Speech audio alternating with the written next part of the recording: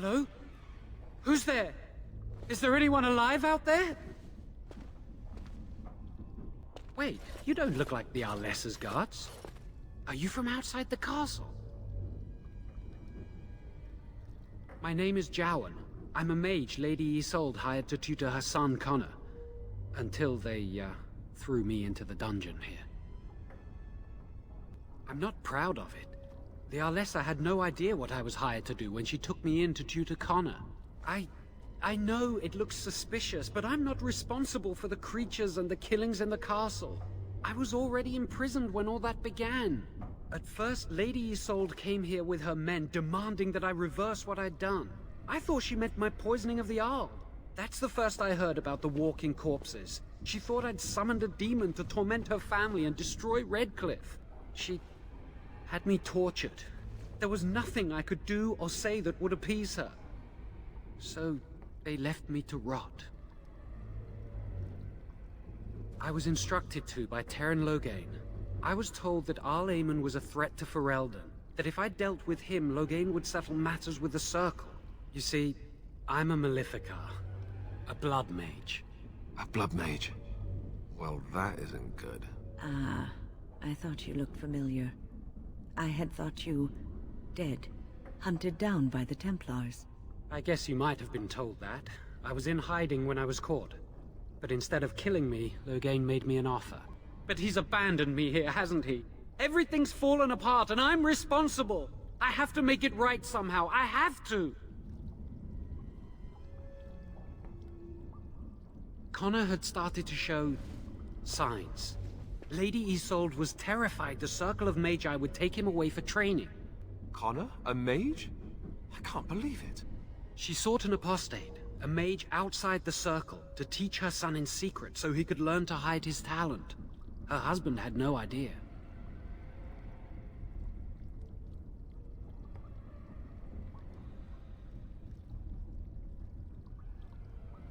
Some. But he's still very young. He can barely cast a minor spell, never mind something more powerful. At least not intentionally. I have thought about it, and it's possible Connor could have inadvertently done something to tear open the veil. With the veil to the Fade torn, spirits and demons could infiltrate the castle. Powerful ones could kill and create those walking corpses.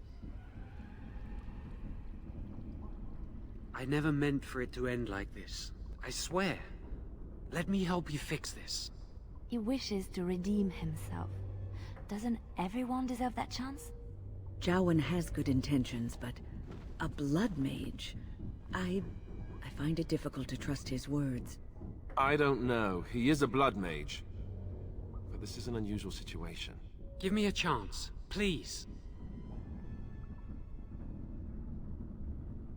I tried to save anyone still up there. There must be something I can do.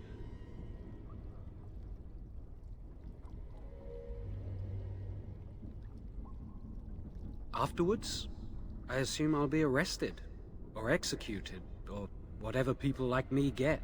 I'm tired of running from the Circle. I need to account for what I've done. I'm glad you think so. So what now? You're letting me out? And what then? I'm not sure that's a good idea. I'd like to help out, but I'm not so sure I want to follow you into danger exactly. Then I will wait. If you change your mind, I will be here. Please, don't hurt me! I'm sorry. I'm so frightened. These monsters are everywhere. My name's Valena. The Arlessa's maid. Is she all right? What happened to everyone? You know my father. I want to go back to the village. Is there a way out of here? But the monsters! I'll find my way. I can run fast and I know the castle. Thank you.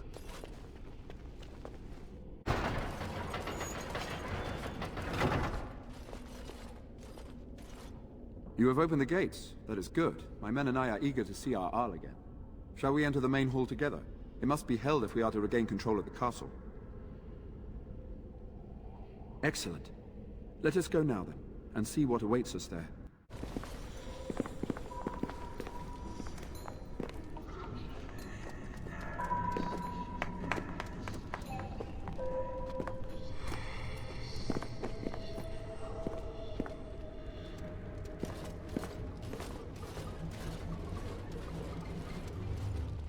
So these are our visitors? The ones you told me about, Mother? Yes, Connor. And this is the one who defeated my soldiers? The ones I sent to reclaim my village? Yes. And now it's staring at me. What is it, Mother? I can't see it well enough. This is just a man, Connor. Like your father. Oh, I am tired of hearing about him. Besides, he's nothing at all like Father. Look at him. Breathing and not dying in the slightest. I could change that, mind you. Connor, I beg you. Don't hurt anyone. Mother? What's happening? Where am I? Oh, thank the Maker. Connor, can you hear me? Get away from me, fool woman! You are beginning to bore me. Maker's breath. What has happened here? Grey Warden, please don't hurt my son. He is not responsible for what he does.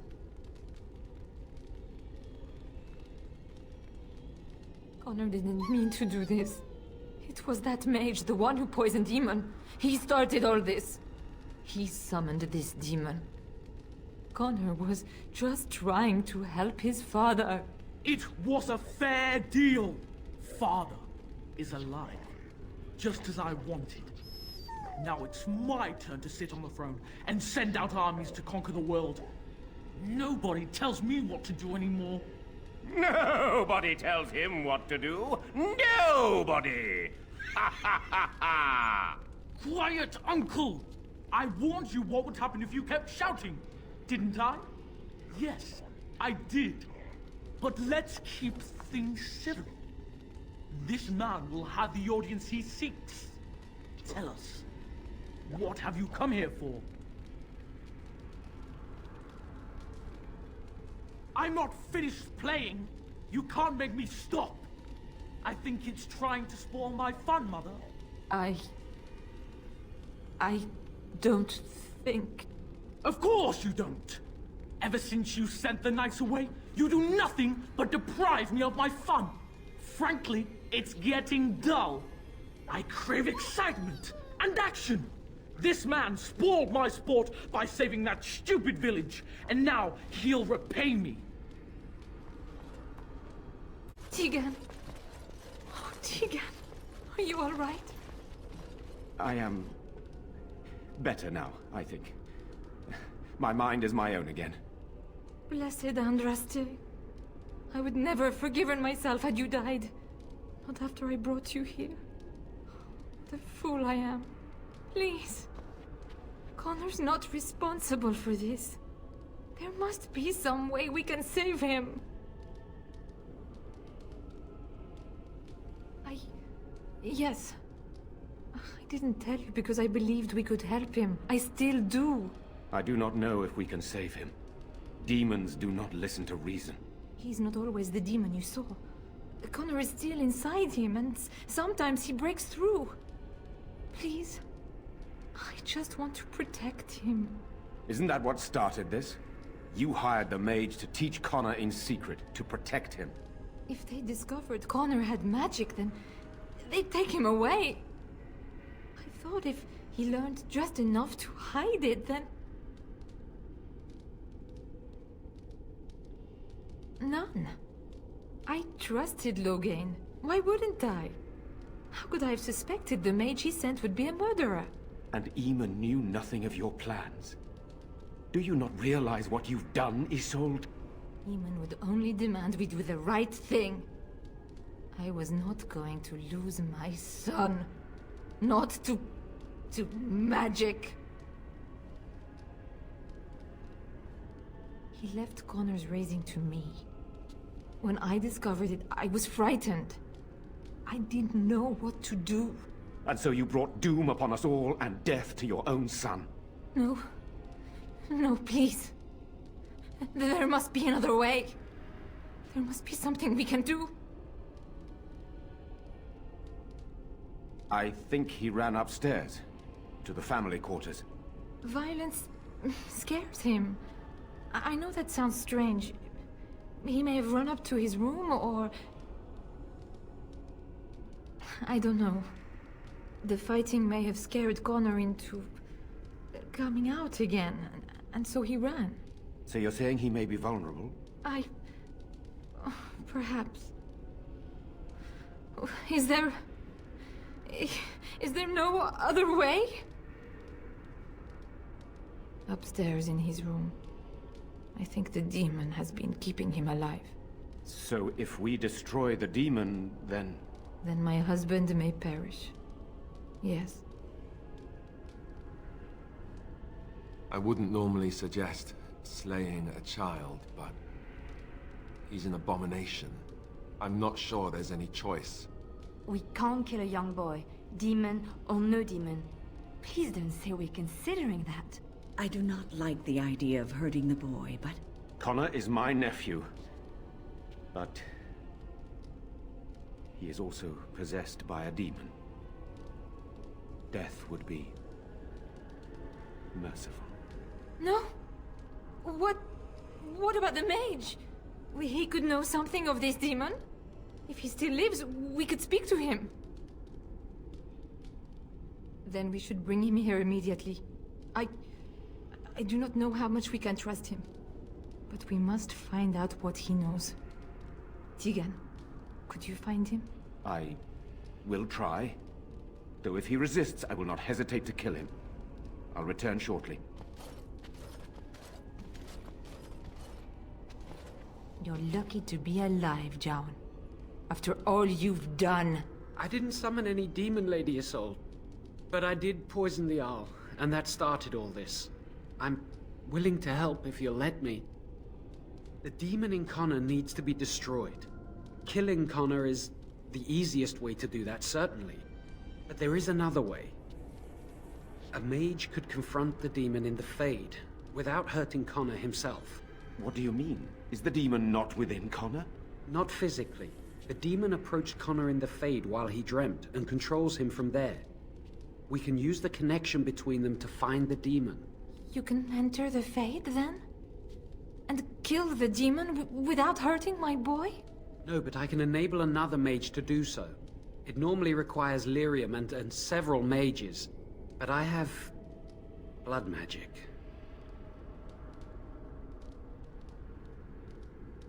There's a way.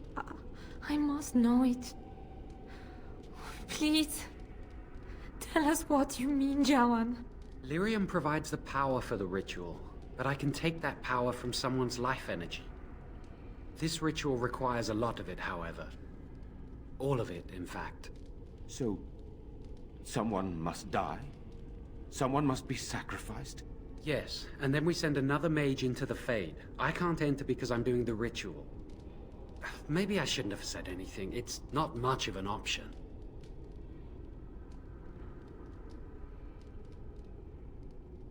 I understand. I disagree. I think we should do it. Let it be my blood. I will be the sacrifice. What? Isolde, are you mad? Eamon would never allow this. Either someone kills my son to destroy that thing inside him, or I give my life so my son can live. To me, the answer is clear. Blood magic. How can more evil be of any help here? Two wrongs don't make a right.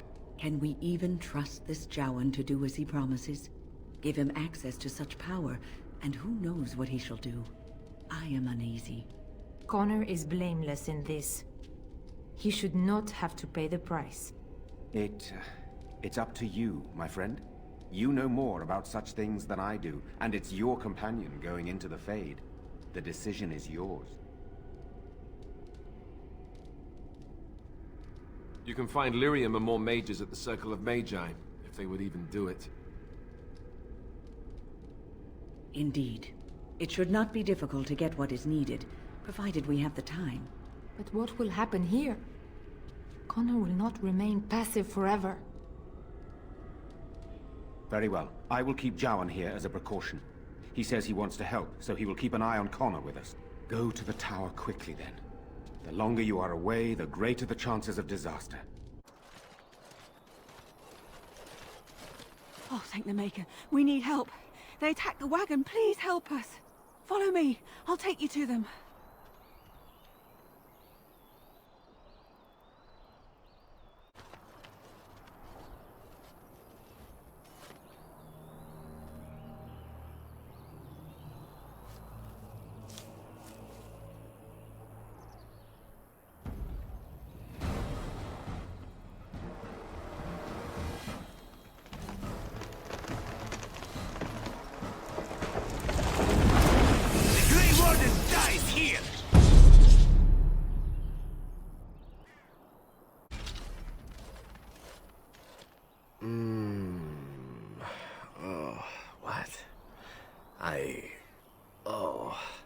I rather thought I would wake up dead, or not wake up at all, as the case may be. But I see you haven't killed me yet.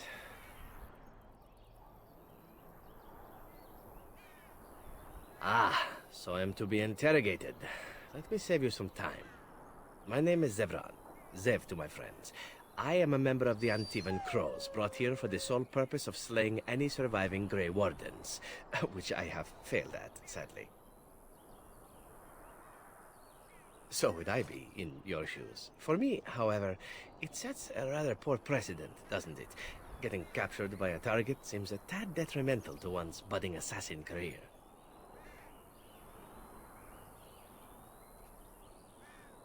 A rather taciturn fellow in the capital. Logan, I think his name was. Yes, that's it. I wasn't paid anything. The Crows, however, were paid quite handsomely, or so I understand. Which does make me about as poor as a Chantry mouse, come to think of it. Being an Antivan Crow isn't for the ambitious, to be perfectly honest.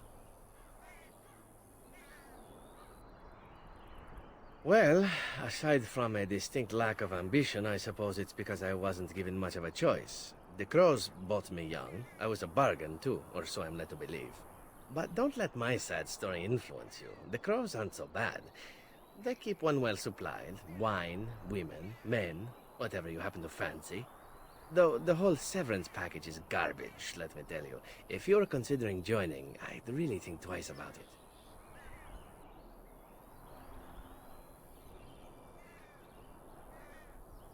I have no idea what his issues are with you. The usual, I imagine. You threaten his power, yes? Beyond that, no, I am not loyal to him. I was contracted to perform a service. I wasn't. If I had succeeded, I would have returned home and the Crows would have informed your Logain of the results, if he didn't already know. If I had failed, I would be dead, or I should be, at least as far as the Crows are concerned. No need to see Logain then. Why not? I wasn't paid for silence. Not that I offered it for sale, precisely. Loyalty is an interesting concept. If you wish, and you're done interrogating me, we can discuss it further. Well, here's the thing. I failed to kill you, so my life is forfeit.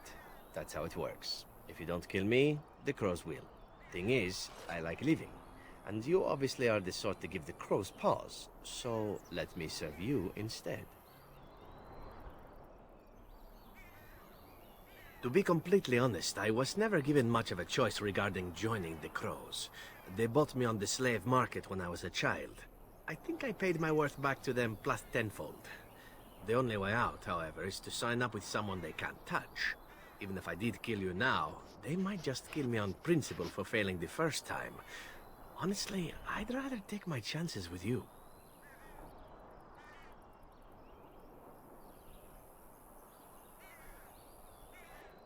Possibly. I happen to know their wily ways, however. I can protect myself as well as you. Not that you seem to need much help. And if not, well, it's not as if I had many alternatives to start with, is it? Well, let's see. Being allowed to live would be nice, and would make me marginally more useful to you. And somewhere down the line, if you should decide that you no longer have need of me, then I go on my way. Until then, I am yours. Is that fair?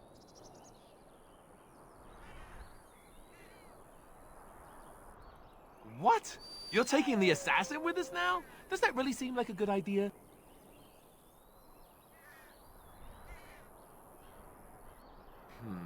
All right, I see your point.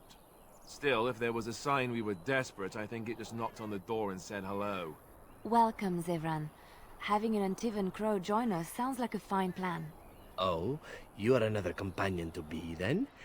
I wasn't aware such loveliness existed amongst adventurers, surely. Or maybe not. I hereby pledge my oath of loyalty to you until such a time as you choose to release me from it. I am your man, without reservation. This I swear.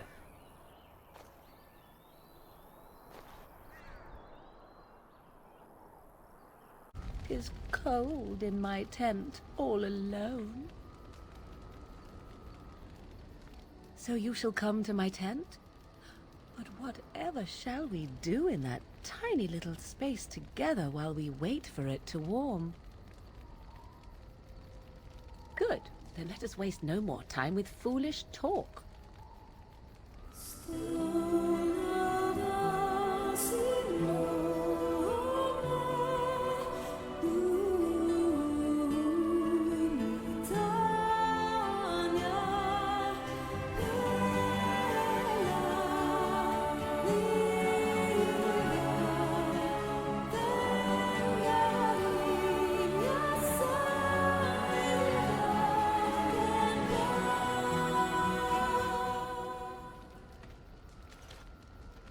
I see the stories they tell of Grey Warden endurance are not exaggerated. Indeed there are. The unanswered question, of course, is whether the endurance exists because of the taint within you, or because the Grey Wardens are by nature so very healthy. I enjoy the thought that 'tis a little of both. Natural prowess, driven by a darker side. That is entirely up to you. Simply know that I have no designs on your independence. I wish only to do what I desire, and if that coincides with what you desire, then so be it. And should you decide not to continue our misadventure, then so be it. Very simple, is it not? Oh, now you ruin the mood by speaking profanities.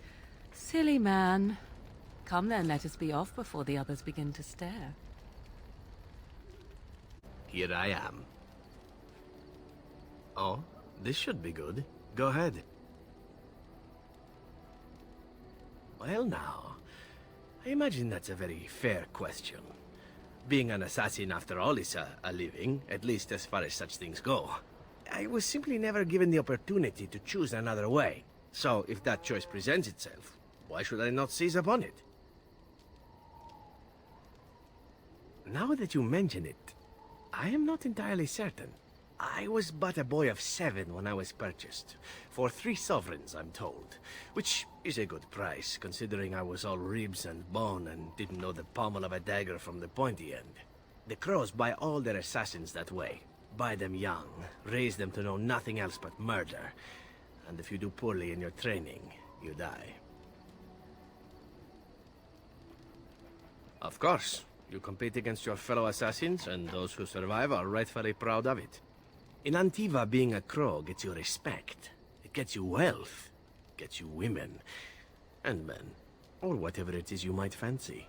But that does not mean doing what is expected of you always. And it means being expendable. It's a cage, if a gilded cage. Pretty, but confining.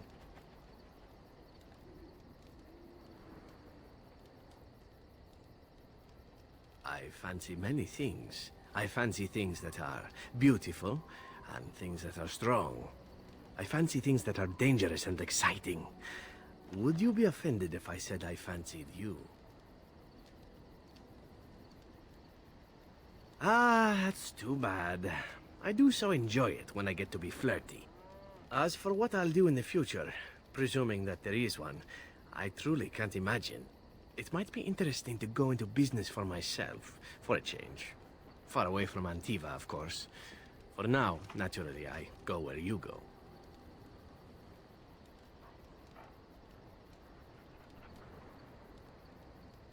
Eventually can be a very, very long time if one plays one's cards right. Come now, enough chit-chat. Talking about the crows summons them, you know. Any Antivan fishwife could tell you so. I have been studying Mother's grimoire. Do you wish to hear what I have found? 'Tis not what I expected. I had hoped for a collection of her spells, a map of the power that she commands. But this is not it. Disturbed? Yes, perhaps that is the right word. One thing in particular within her writings disturbs me. Here, in great detail, Flemeth explains the means by which she has survived for centuries. Oh, if only 'twere so. Flemeth has raised many daughters over her long lifetime. There are stories of these many witches of the wilds throughout chastened legend, yet I have never seen a one, and always wondered why not. And now I know. They are all Flemeth.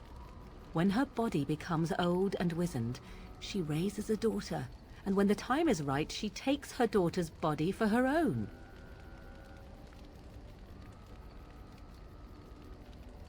Do not be sorry. I am not. I am angry. There is only one possible response to this. Flemeth needs to die. I will not sit about like an empty sack waiting to be filled. Flemeth must be slain, and I need your help to do it.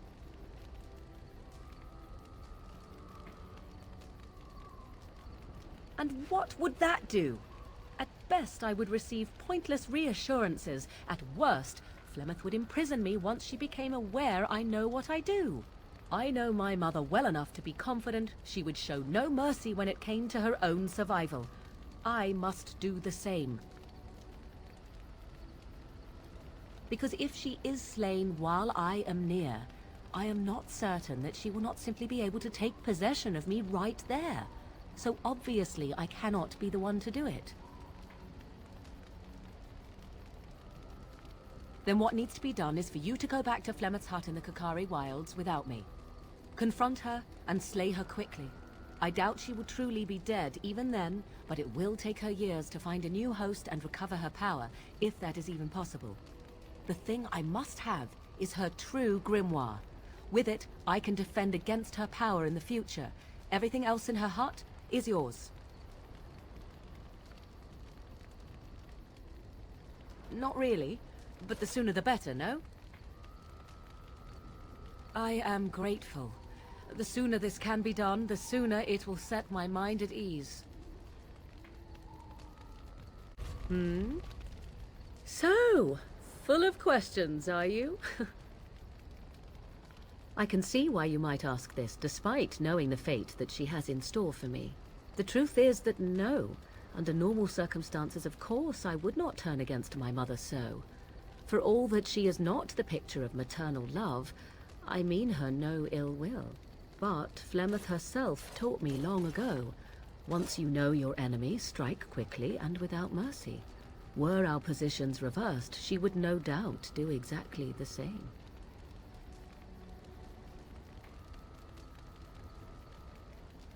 I know my mother well. I knew from the moment I read that tome that this is what she had intended from the start. Old questions were suddenly answered. You can have doubt if you wish. I have none.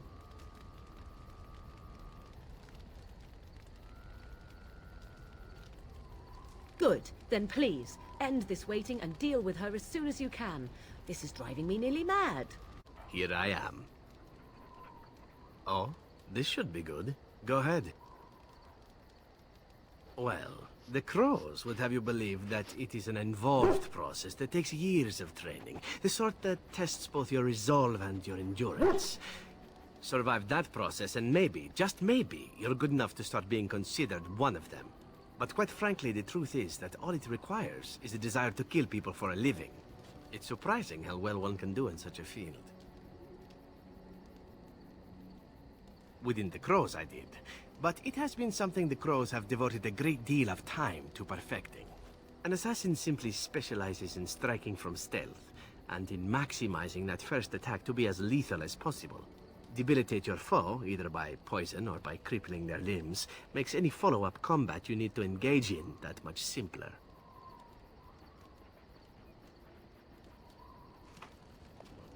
See? Getting paid for the act is beside the point. An assassin is more a tactical choice than a lifestyle. Of course, the Crows like to pretend that their abilities are trade secrets, shrouded in shadows and wrapped in a blanket of mystery. So let's just keep this between you and me, shall we?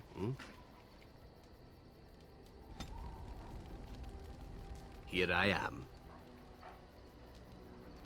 Oh, this should be good. Go ahead. And why not? There are many things to enjoy about being a crow in Antiva. You are respected, you are feared, the authorities go out of their way to overlook your trespasses, even the rewards are nothing to turn your nose up at. As for the killing part, well, some people simply need assassinating. Or do you disagree? Now there's an interesting word, innocent. How many men do you know who can claim to be truly innocent? But if you're talking generalities, such as children and relatives and bystanders and such, never on purpose. But it happens. It's unfortunate, but death comes to us all. If not me, then some wasting disease, or a fall down the stairs, or at the hands of a darkspawn. It's all relative in the end. Death happens, as we like to say, and when I get paid for it, death happens more often. As far as enjoying the act of killing itself, why not? There is a certain artistry to the deed, the pleasure of sinking your blade into their flesh and knowing that their life is in your hands. It is not pleasure, per se, nothing sexual. It is more a sense of satisfaction, a feeling of power. Does that make sense? No matter. There are many things I did not enjoy about being a crow, of course. Having no choice, being treated as an expendable commodity, the rules, oh, so many rules. But simply being an assassin, I like it just fine. I will continue to do it if I can, even if I am not a crow. Honestly, could you picture me doing something else? Whereas I am content merely doing what I happen to be good at. It's a talent that not many come by honestly. I don't see why I need not pursue it. Of course, all these thoughts are moot. Chances are still good that you and I will perish, eaten by darkspawn or slain by the crows at some point. Very gruesomely, I imagine. But it is pleasant enough to chat about. Come, let's move on while our boots still have some wear in them. Here I am. Oh, this should be good. Go ahead. Oh, you wish to know about Antiva, do you? The only way to truly appreciate it would be to go there. It is a warm place, not cold and harsh like this Ferelden. In Antiva it rains often, but the flowers are always in bloom. Or so the saying goes. Every land has its assassins. Some are simply more open about their business than others. I hail from the glorious Antiva city, home to the royal palace. It is a glittering gem amidst the sand, my Antiva city. Do you come from someplace comparable?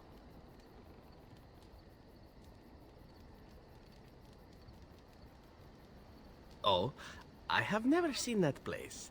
I am sure it has its charms, and its dogs. You know what is most odd? We speak of my homeland, and for all its wine and its dark-haired beauties and the lilo flutes of the minstrels, I miss the leather the most.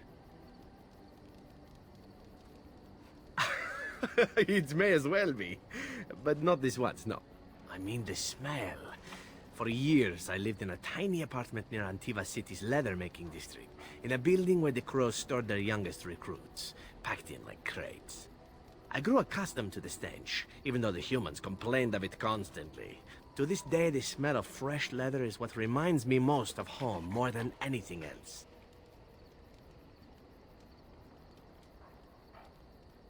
Oh, not so long, I know. It is my first time away from Antiva, however, and the thought of never returning makes me think of it constantly.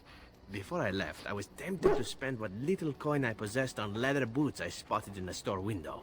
Finest Antivan leather. Perfect craftsmanship. Ah, but I was a fool to leave them. I thought, Zevran, you can buy them when you return as a reward for a job well done. More the fool I, no?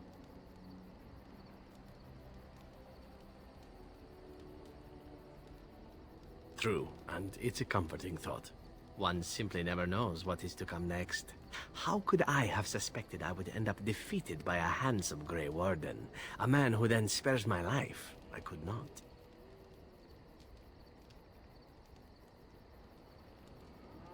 Quite right you are. I see the Grey Wardens do not recruit fools. Now, if it is all the same to you, I would prefer not to speak more of Antiva. It makes me wistful and hungry for a proper meal.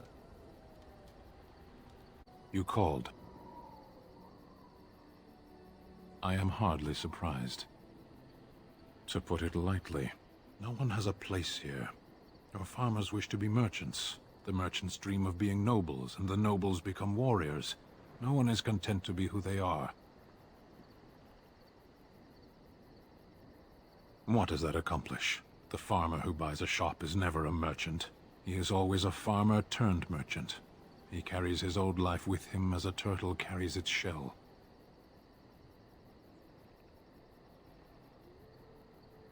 Does it? It's also his weakness.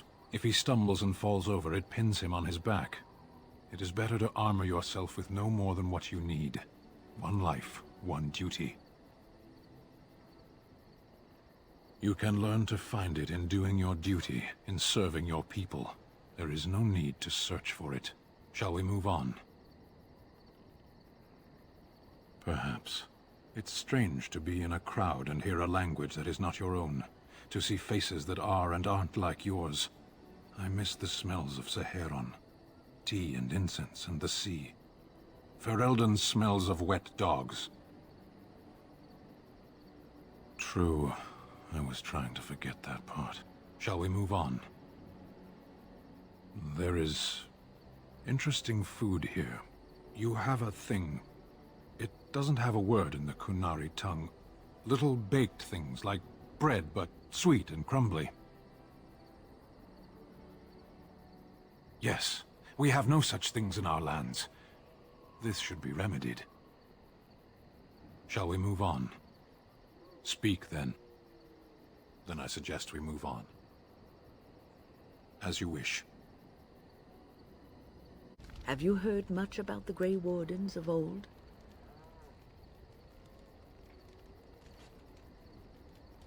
It was said that watching the Wardens ride in on their white griffins was enough to rouse a weary heart and put the dance back in the step of an old man. The Grey Wardens were powerful, feared and respected, but they also inspired the common people. I remember a tale that was told to me many years ago. The Blight had ravaged the land for months, and the armies of the great kings had amassed for one last stand. As the sun burst through the clouds that boiled and churned in the dark sky above, it illuminated a vast, seething horde of darkspawn, with the archdemon at its head. And it was then, when courage seemed to fail, and all lost to death and despair, that the Grey Wardens came. They arrived with the beating of wings like mighty war drums, and stood before the armies of men. Yes, griffins. Now listen to the rest of the story. The Grey Wardens, grim and fearless, marched forth, ever between the men and the encroaching darkspawn. They formed a shield of their own bodies and held that line until the archdemon was dead, and the last darkspawn lay trampled in the dirt. And then, demanding neither reward nor recognition for their sacrifice. The Grey Wardens departed. When the clouds finally rolled back, and the sun shone full upon the blighted ground, the great kings knew that they had lost no men, and none of their blood had been spilled. This is a tale about no battle the Grey Wardens have fought, and yet about them all. They have always defended us from the Darkspawn, taking losses so we do not have to. People may have forgotten over the centuries, but nothing has changed. This knowledge has been blessing and burden to Grey Wardens past, and now it shall be your blessing and your burden. What's on your mind? No, you won't.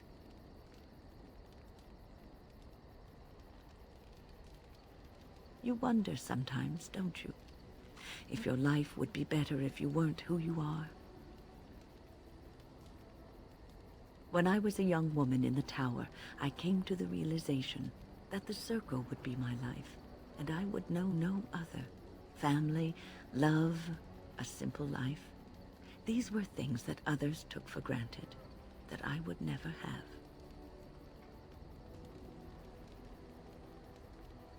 It made me very moody. All I could think of was being trapped in that tower with no way out and no end in sight. I started hating my life and myself, and one night I found myself in the tower's chapel. I was seeking refuge, maybe answers.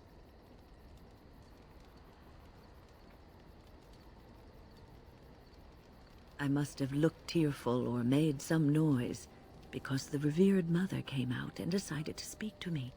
And because I had no one else to talk to, I talked to her.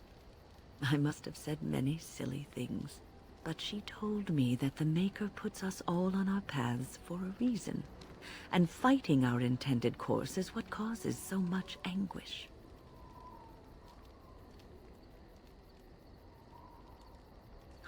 I thought the old biddy was full of rubbish. I was 15, maybe 16, and I knew everything. So I left, but I always found my way back to that chapel. And as the years passed, I began to see the truth of her words. We were supposed to be polar opposites, mage and priest. But we weren't. There was much about us that was the same. Not all priests choose their path. Some children are given to the chantry to raise and become initiates. The revered mother had lived in the chantry all her life, as I had been in the tower for all of mine. She taught me that you can find your family in the people around you, that you can love your work and find fulfillment in duty. And there is joy even in self-sacrifice. If you put others before yourself, then their well-being is yours, and their happiness is your happiness.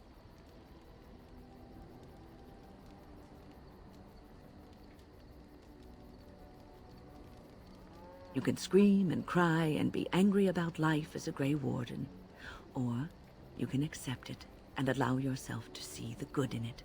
This is your choice. You know, maybe this isn't the best time to be thinking about this, but I've something to ask you. Chances are we'll be heading to Denerim soon, and when we're there, I wonder if we might be able to look someone up.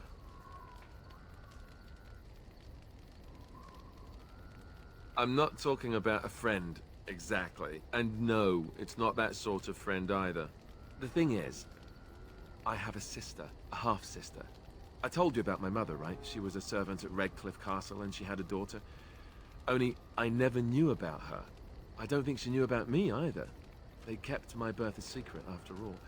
But after I became a Grey Warden, I did some checking and, well, I found out she's still alive. In Denerim. No. I thought about writing her, but I never did. And then we were called down to Ostagar, and I never got the chance. She's the only real family I have left. The only family not also mixed up in the whole royal thing. I've just been thinking that maybe it's time I went to see her. With the Blight coming and everything, I don't know if I'll ever get another chance to see her. Maybe I can help her. Warn her about the danger, I don't know. Could we? I'd appreciate that. If something happened to her and I never went to at least see her, I don't know if I could forgive myself.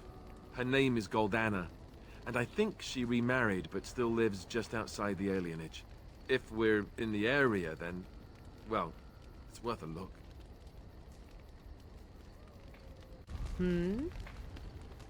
So, full of questions, are you? 'Tis the child abomination you speak of from the haunted castle? If what you seek is to remove the demon from the child without harming the child, there is a way indeed. There is a connection between the child and the demon, one which can be followed to the demon's true form within the Fade. There, the demon can be battled directly. Only a mage may enter the Fade. It requires lyrium and a group of mages to cast the ritual, neither of which we have, yes? And, had we those things, it would still fall on one mage alone to defeat the demon. No simple task, but there you have it. Welcome back, friend. You'll be glad to learn that the Circle is well on its way to recovery. The child is possessed, but killing the demon would mean killing the... Unless you intend to enter the Fade. Yes, it can be done with a group of mages. I shall gather what mages I can, and we shall leave promptly. A life is at stake.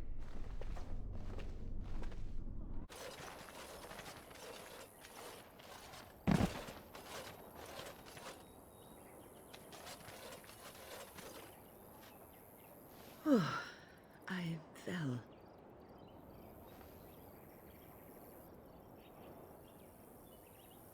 For a moment there, I thought it was all over. Everything. I will explain everything when we are back at camp. Now is not the time. I think I owe you an explanation for what happened earlier. You should know that something happened to me at the tower before you came along. You spoke to Petra, did you not? She told you I saved her from a demon. I did, but I did not survive that encounter. No, I'm not undead. If I were a possessed walking corpse and could still think, I'd kill myself. I engaged a very powerful demon to rescue Petra.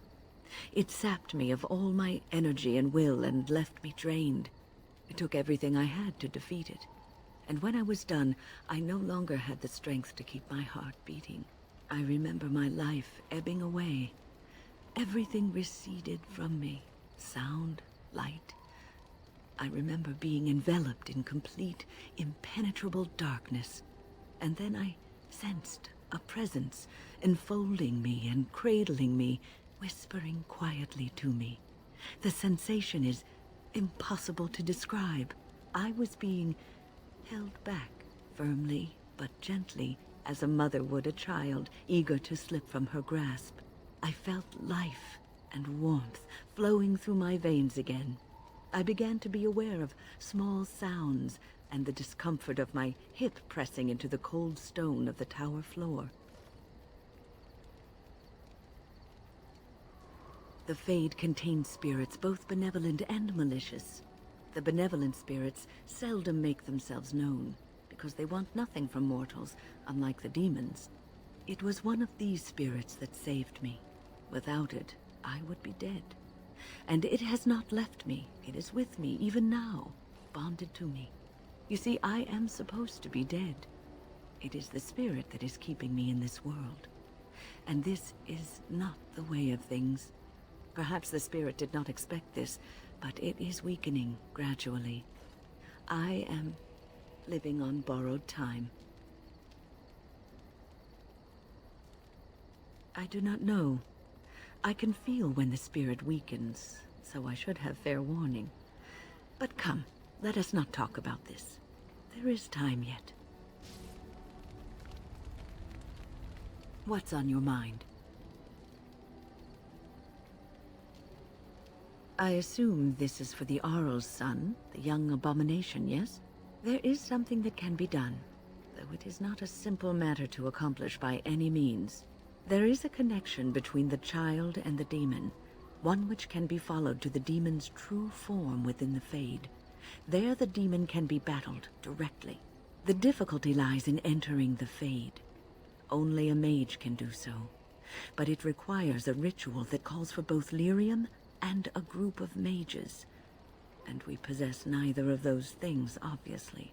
And even had we those things, there is no guarantee that a single mage, alone, could defeat the demon that controls the child. What's on your mind? I have always had an affinity for the spirits of the Fade. As a child, I never feared my dreams, because I knew they were there. I've always been able to feel the spirits, even if I never saw them. And as I nurtured my talent in the circle, I became more sensitive. I began to notice every time I was in the Fade, whether it was in a dream or in magical practice, that I was being watched. I suppose they must.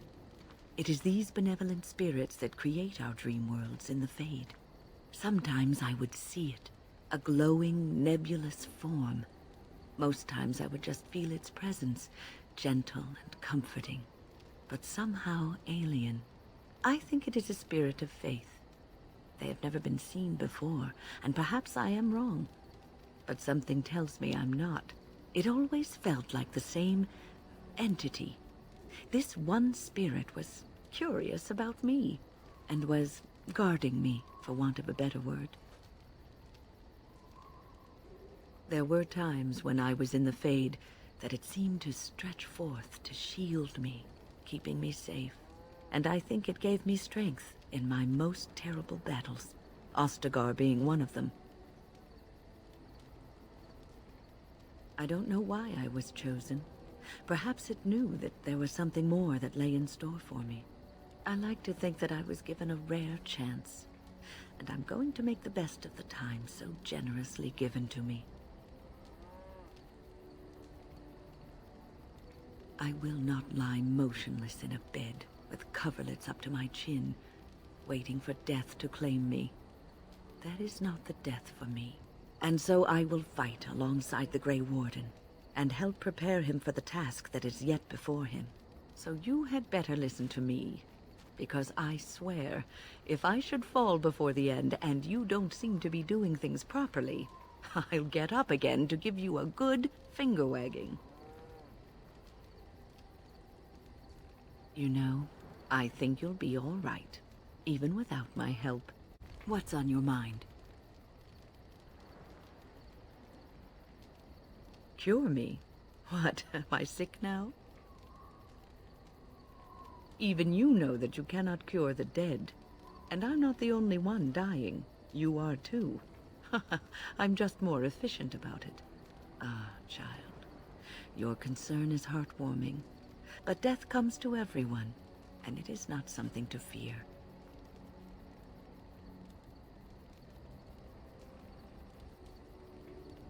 People fear not death, but having life taken from them. Many waste the life given to them, occupying themselves with things that do not matter. When the end comes, they say they did not have time enough to spend with loved ones, to fulfill dreams, to go on adventures they only talked about. But why should you fear death if you are happy with the life you have led? If you can look back on everything and say, yes, I am content. It is enough. I think I've led a good life, a full life, and I, for one, am not afraid of death, whatever it may bring.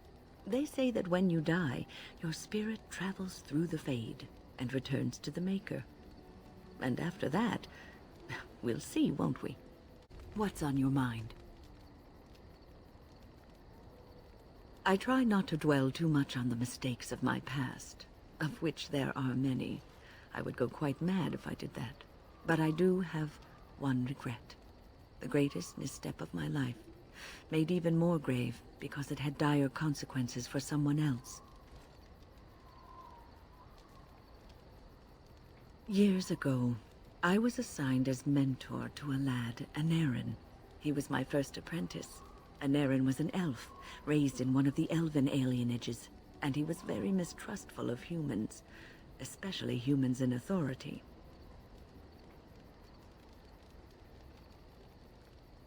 I was his mentor, an authority figure. He can't have liked me very much. What Anarin needed was time. Time to get used to his new home, time to emerge from his shell, so we could build a rapport. I gave him no such time. I was young and arrogant. He is a mage, I thought. He needs to grow up and act like one. I expected too much from him, too quickly.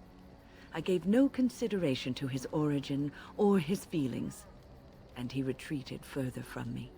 All I could think of was how stubborn he was, how he was throwing away all his talent and his potential, just to be difficult.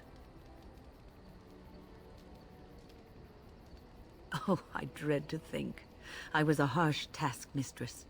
He might have thought I was a demon in disguise.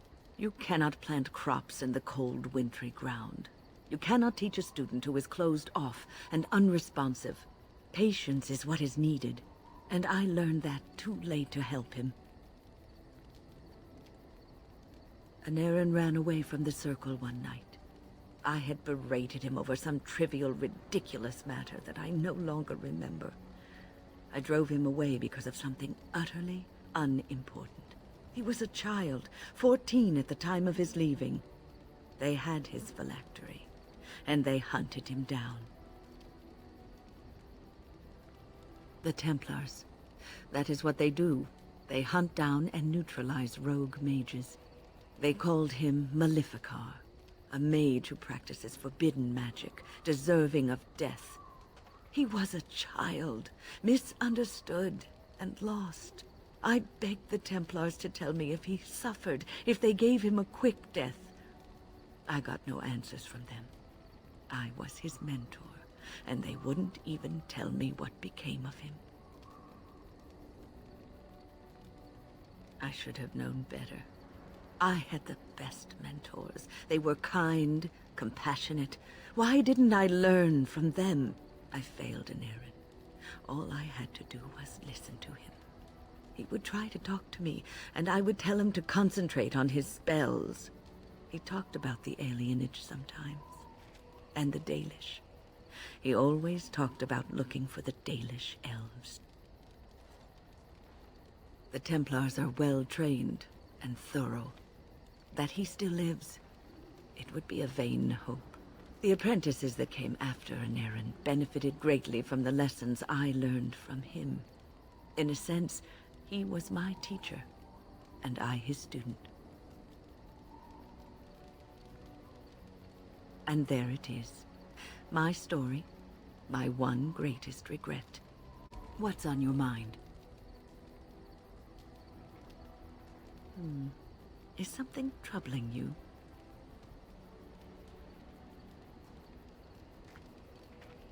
A Grey Warden should put aside the person that he used to be.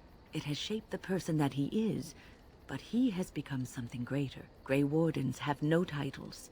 They owe no allegiance to a king or lord. They cannot serve one people. They must serve them all and protect them all. You are one of the 2 surviving Grey Wardens in Ferelden. You defend all of us, and much rests on your shoulders. It may not mean much to you, but thank you for having the courage to continue to fight. And that gives me hope. Something on your mind? Of course.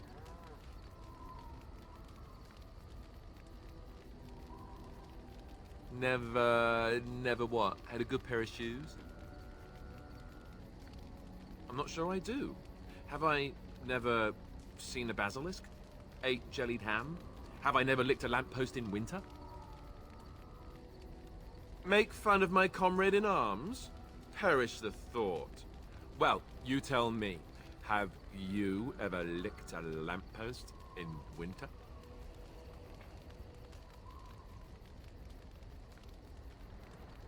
That's a disturbing mental image you've conjured for me right there. I, myself, never had the pleasure. Not that I haven't thought about it, of course. But, you know.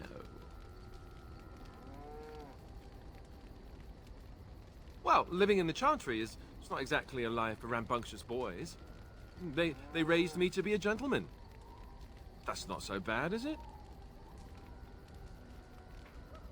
I've no urge to rush into anything. We may not even survive what is to come, after all. Enough. I don't want to talk about this anymore. Let's go. Something on your mind? Of course. You mean other than becoming a Grey Warden? You know, I asked Duncan this too, and all I got was, "You'll see." Oh, it's not that Duncan wants to keep it a secret. It's just that the Grey Wardens don't discuss it much.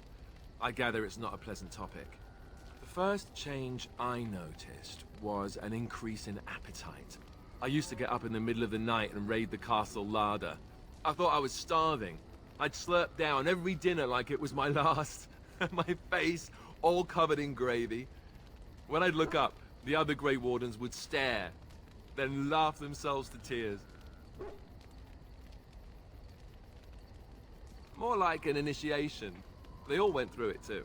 Oh, and then there were the nightmares. Duncan said it was part of how we sense the Darkspawn. We tap into their, well, I don't know what you'd call it, their group mind. And when we sleep, it's even worse. You learn to block it out after a while, but at first it's hard. It's supposed to be worse for those who join during a blight. How is it for you? Some people never have much trouble, but that's rare. Others have trouble sleeping their entire life. They're just more sensitive, I suppose. Everyone ends up the same, though. Once you reach a certain age, the real nightmares come. That's how a Grey Warden knows his time has come. Oh, that's right. We never had time to tell you that part, did we? Well, in addition to all the other wonderful things about being a Grey Warden, you don't need to worry about dying from old age. You've got 30 years to live, give or take. The Taint, it's a death sentence. Ultimately, your body won't be able to take it. When the time comes, most Grey Wardens go to Orzammar and die in battle rather than waiting. It's tradition. And you wondered why we kept the joining a secret from the new recruits. There you have it. I suppose it is. We're the only ones who can stop the Blight, however. Is there a price too high to pay for that? You know, Duncan, he started having the nightmares again. He told me that in private. He said it wouldn't be long before he'd go to Orzammar himself. I guess he got what he wanted. I just wish it had been something worthy of him. I know. Ending the Blight should make this all worthwhile, right?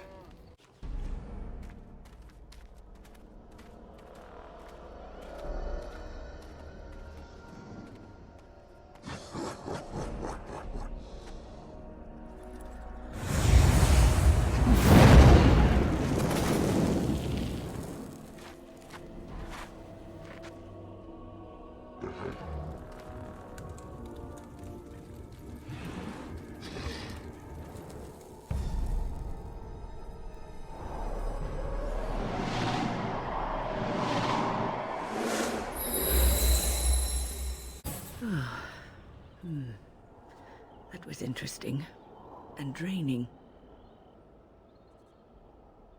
I called forth the spirit that sustains me so that it could lend us aid. I did not realize it would take this much out of me. It seemed a good idea at the time, if a little rash. I think it may have weakened the spirit a little. Well, that's certainly conceivable. I suppose I shouldn't be using that particular trick to entertain children at parties. I promise I'll be careful. And thank you. Your concern is touching. Ah, there you are. We have brought lyrium and begun preparations for the ritual. We can start any time. It truly depends on the manner of demon. It sounds like a spirit of greed and desire, one of the more powerful in the hierarchy. It will likely engage you in dialogue and tempt you with an offer. Avoid it. Making deals with demons never turns out well. Yes, we haven't sufficient lyrium at present to send more than one mage into the Fade. I'm glad we decided to take this route. This is really the best option. Very well. Who will go into the Fade?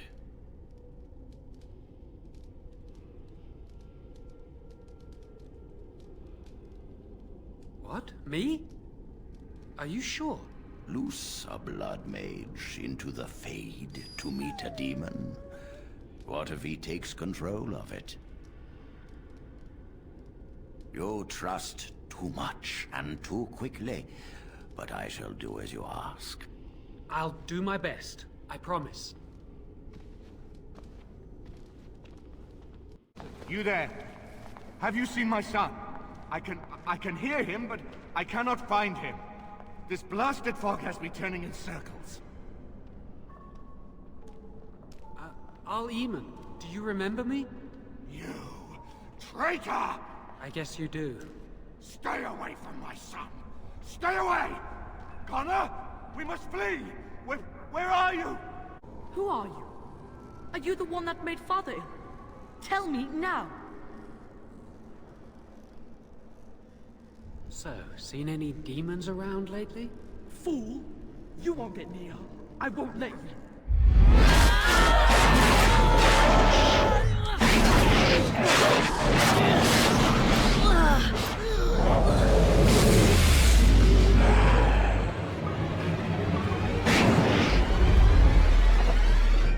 Why do you keep hurting me? Why are you trying to stop me? We don't have to fight. I just want to save Connor and Al-Eamon. I will not speak with you! Trespasser! I will drive you out! Father wanders, seeking me, trapped within my web. All is as it should be. Why must you interfere? Everything ends. They'll never let you get away with this. Connor invited her to come, and they struck a bargain.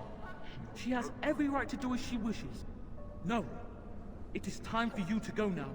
Do not persist, or things will go very badly for you. Very well. No more illusions. Now we meet face to face.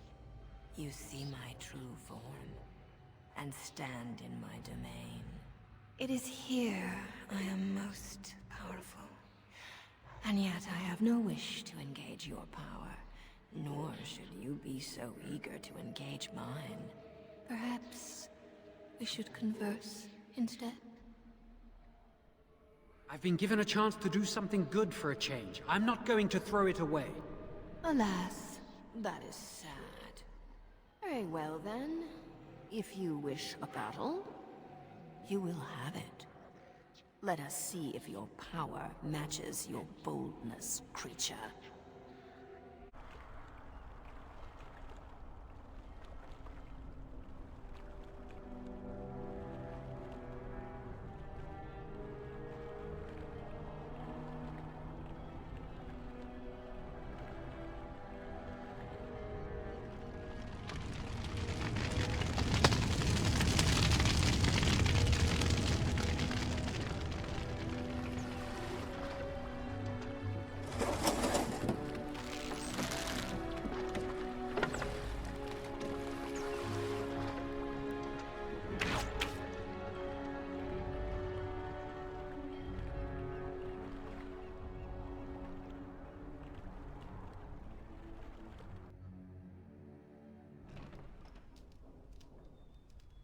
So it is over.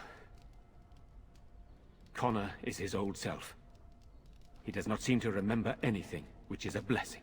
I suppose we will need to send him to the Circle of Magi's tower for training, once the war is over. It's so odd to think of the boy as a mage, of all things.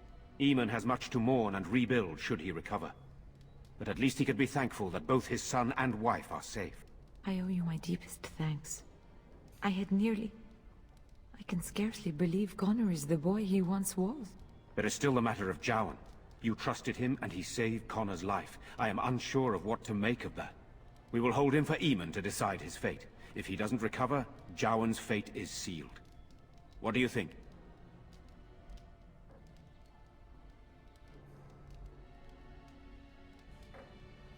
You spoke with him, have you not? You know what he has done better than I do, even.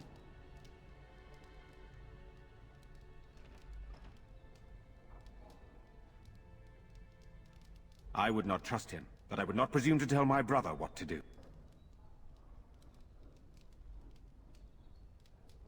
What do you mean? He is responsible for many of the problems here, and is a Maleficar as well.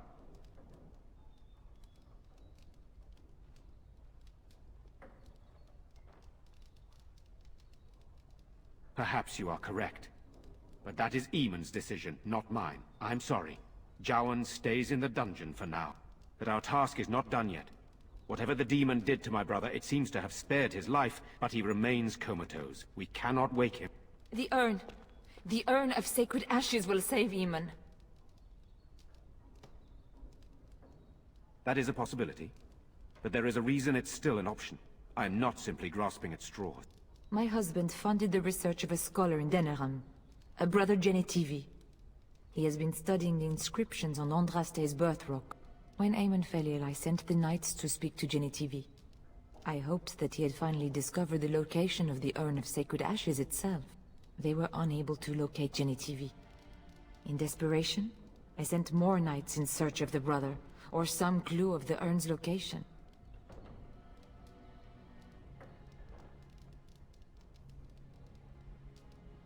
No one else can. Even if I wished to do it myself, I cannot abandon Redcliffe to its own devices. Perhaps you could seek out the brother's home in Denerim and see if any clues remain on his whereabouts. It is the only place to begin the search, I think. I must go to the hall and begin rebuilding. I wish you luck, and may the Maker go with you. You're the one who saved me. He did. I didn't know that. I hope Father gets better soon. He will, won't he? Repent your sins before death! Beg for the Maker's divine forgiveness! I cannot. It is my sacred duty. Magic is everywhere. Everywhere! The time to repent has come! Ah, another one of the damned. They are everywhere. My Valena returned. She told me of your daring rescue. I can't begin to tell you how grateful I am. Take this. A reward for your deed. It's dwarven made and should serve you well. Thank you again. I'm forever in your debt.